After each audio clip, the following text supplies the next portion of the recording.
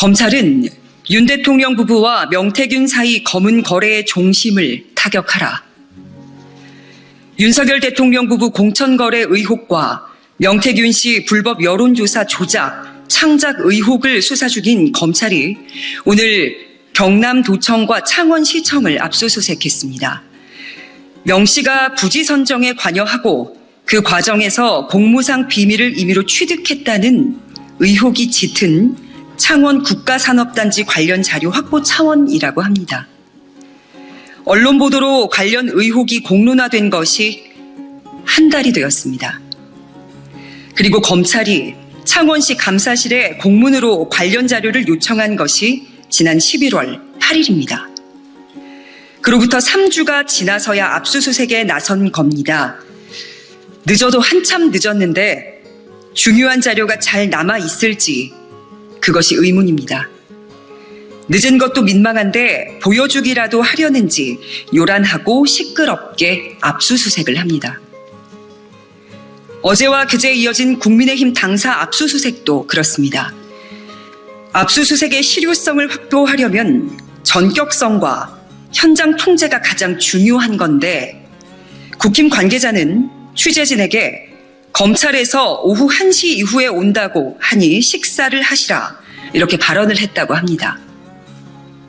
아무리 압수수색 쇼를 보여준다고 해도 온 국민의 이목이 집중된 사건인데 너무 노골적으로 해이합니다. 엄정한 신용이라도 해야 되는 거 아니겠습니까? 국민의 눈높이로 검찰의 국힘 당사 압수수색은 복덕방 주인이 손님과 함께 약속 잡고 집 보러 가는 수준으로 보였습니다.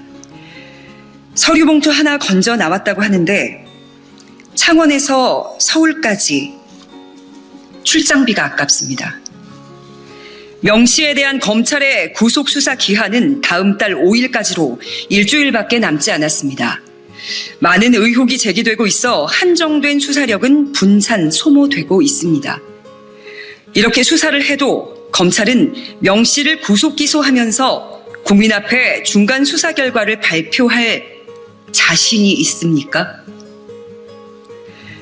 국민적 의혹을 해소하기 위해서는 창원시청 압수수색보다 핵심 증거가 존재하고 인멸되어 가고 있는 용산 대통령실과 한남동 관저의 압수수색이 시급합니다. 중요한 건 거기 다 있지 않겠습니까? 그런데 검찰은 곁가지 의혹을 병행 수사한다는 명분으로 위로 올라가는 수사가 아니라 옆으로 가는 개걸음을 하고 있는 거 아닌가요?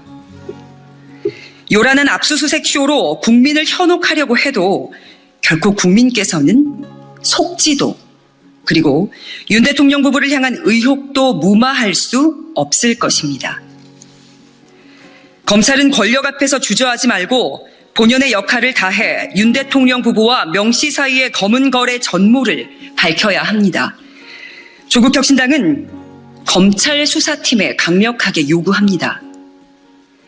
권력형 비리 수사를 하는 마당에 변죽 그만 올리고 윤 대통령 부부와 명 씨 사이 검은 거래의 종심을 타격하십시오. 검찰에게 주어진 시간이 많지가 않습니다. 꼬리 자르기와 개걸음으로 수사가 윤 대통령 부부 앞에서 멈춘다면 검찰청 영업 종료를 재촉하는 겁니다. 국민 여러분께 대한민국 법무, 검찰 해체 징계를 청구합니다. 법무부는 지난 11월 26일 검사 출신 조국혁신당 이규원 대변인을 해임 처분했습니다. 이 대변인은 지난 11월 25일 김학의 출국 금지 사건에서 전부 무죄를 선고받았는데도 법무부는 하루 뒤에 무죄 판결받은 내용도 징계 사유에 포함시켰습니다. 사법부의 판결도 무시하는 안하무인 구제불능입니다. 이 대변인에 대한 핵심 징계 사유는 조국혁신당 대변인으로서 논평 19건을 작성했다는 것, 그리고 무단 결근했다는 것입니다. 건국 이래 이런 사유의 검사 해임은 없었습니다. 이규원 대변인은 현재도 조국혁신당의 비례대표 후보입니다. 법무부의 징계 청구서에 등장한 것처럼 낙선자가 아니라는 말이죠. 비례대표 의원에 도전하려면 당연히 정당에 가입을 해야 합니다.